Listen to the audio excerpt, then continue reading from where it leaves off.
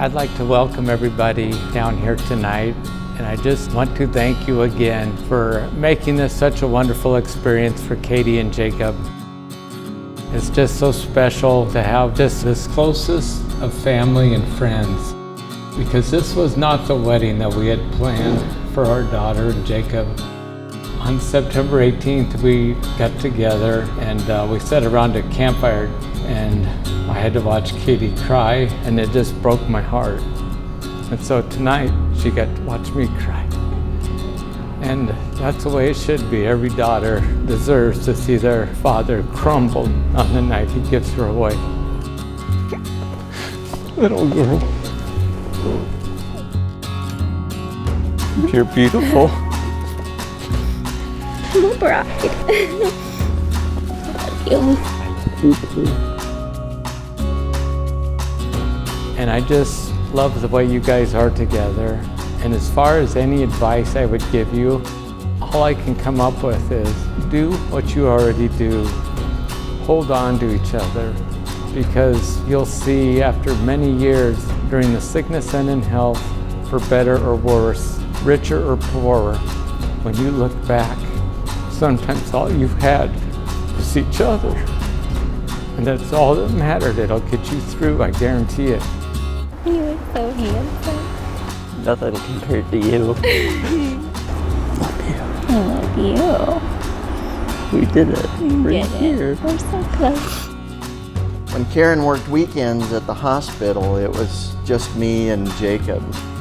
With no mom around the house, we could live like kings, or maybe like bums. We would eat Cheetos for breakfast, stay in our jammies, watch TV all day, and no baths. Jacob is our firstborn, and with firstborns, each experience you have is brand new. He was first at playing by himself outside and riding his bike. Those seem like simple things, but they create a great deal of anxiety and fear for a new parent, and we wouldn't let him ride his bike further than we could see. Then comes those first friends. Those Reiner boys lived 2 houses down. One day when Jacob was pretty little yet, he'd climbed up in one of our crabapple trees, and he would just sit there in the tree and he would just watch them play. And from that day forward, our yard was no longer big enough. I want to say I was 5, and I'm outside shooting hoops, and I look down the street and I see this little boy climbing this tree. I'm like, what is he doing? So I continue shooting hoops, and he waves at me, and I'm like, I wave back. So I was like, maybe I should go say hi. So 5-year-old me just walking over there, like, hi, I'm Jordan. Ever since then, Pribs has always been a part of my family's lives, and I've always been a part of theirs. I've always felt it from day one. I do want to thank the Pribnow family for everything. I appreciate Dale and Karen for sticking with us. I know it kind of gave you guys gray hairs and stuff. You guys are the best. From there, it was school, driving, work, dates, graduation, college, and now he's married. We think the world of Katie and her family, and are thankful for the love they have given you, Jacob. A friend of ours once said, it is not the parent who raises the child, it is the child who raises the parent. Thank you, Jacob, for helping us grow up. I think that we are better people because you are our firstborn. Although I still like chips for breakfast, just not Cheetos. Growing up, I guess you could say, I tried to be the cool kid in high school.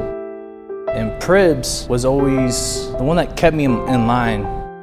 Because there's one time, I'm sorry Dale and Karen if you didn't know this, I was throwing a house party and I get a call from one of my friends saying, hey, you got cops coming to your house. So I called Jacob, and it's like midnight. I'm like, Jacob, I need your help, man. He's like, what'd you do? There's a cop outside my house right now. He's like, are you serious? I'm like, yes. Can you let me know how many cops are outside? So at midnight, he goes outside, starts shooting hoops. So he's out there shooting hoops. He's like, all right, you got one. Shooting hoops later. I'm like, where's he at now? He's like, all right, he's walking over to the Barry side of the residence. I'm like, okay, cool. Long story short, I just never answered the door and the cops left. But when we got the phone, Jacob's like, you gotta stop. Like, don't keep doing this. And at that moment, I was like, this guy's right. And Senior year, I never threw a house party. Got my life in order, military, beautiful wife. It's all because of him. I didn't think I was gonna be emotional either. Jacob and I are about 5 years apart in age, and age gaps can be sometimes the obstacle in sibling relationships. However, Jacob's kindness and guidance as a big brother made our connection strong. I remember bragging to my grade school friends about how my big brother played competitive high school golf. It was a treat when Mom would excuse me from school early to watch you compete.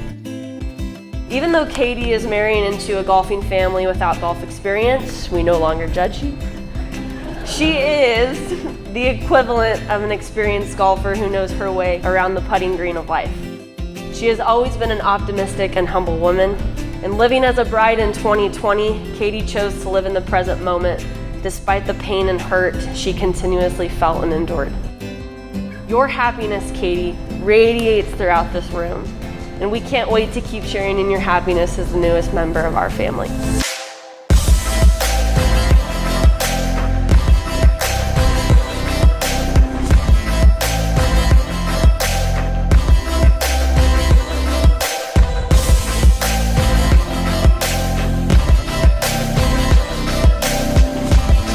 Congratulations, you did it. So you have me here in January, I give a speech. I kind of let Dale and Karen know some secrets about me and Jacob's childhood life. Well, now, in October, my parents are here. So I'm gonna try to keep this on the down low. John, Melinda, Reinert, I was there in January and I took notes, so we'll talk about Jordan later, okay? Seriously, thank you all for coming tonight. It's been 972 days to get here, so let's party like it, all right?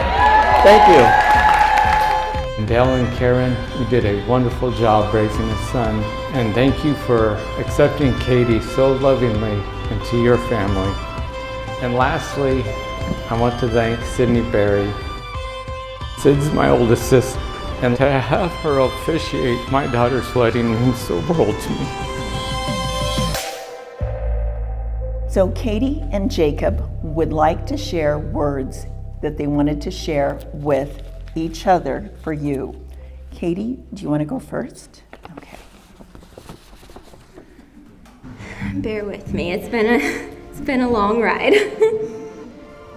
Jacob, not everyone may understand why we couldn't just wait a few more months and get married today, but I don't regret marrying you on that chilly January day. I would have married you in a $10 dress in the church parking lot if it came to it, but I'm glad I didn't have to. In a time when nothing felt certain, the only thing I knew without a doubt was that I wanted to spend my forever with you. I didn't marry you just so we could have a wedding. I married you because I can't imagine life without you in it, and I never want to. I married you because you love me for me, even the parts I work so hard to try to hide. I married you because you're the answer to all my prayers and the reason it never worked out with anyone else. We went through so much to become husband and wife, but it was worth every single tear, and there was no shortage of those. And boy, will we have a good story to tell our kids someday. So today, as we tie the knot a little tighter, I promise to choose you every single day and to never forget how lucky I am to spend my life with my best friend. I promise to nurture your love of Star Wars and baseball and golf, even though I still have no idea what's going on with any of them. And I promise to always look for the magic in the ordinariness of everyday life, because every day with you is a gift. Caitlin Pribnow. When we started dating almost 5 years ago, there was something different about how we meshed. As we continued to learn more about each other, there was something that was becoming very clear. Life was infinitely better with you than without you. I think that most of us claim we want to be happy, but underneath it all, we want something more than that.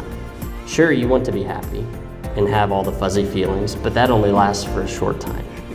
You need someone who will push you to do everything that you never thought possible. Caitlin, you push me to be a better man and husband each day. You challenge me to step outside my comfort zone to do great things. I'm committing myself to helping you be the best version of yourself, because the better we become as individuals, the stronger we will become together. So with that being said, are you ready to do this damn thing again?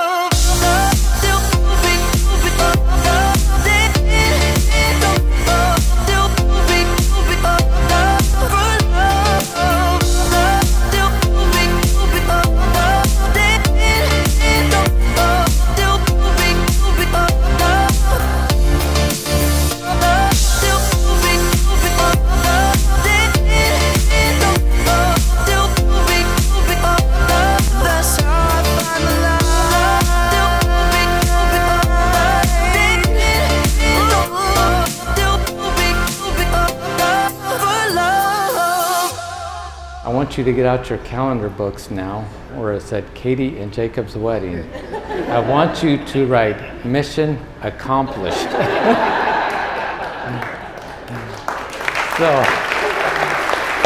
I'm happy to have this wedding, but I'm happy it's over. And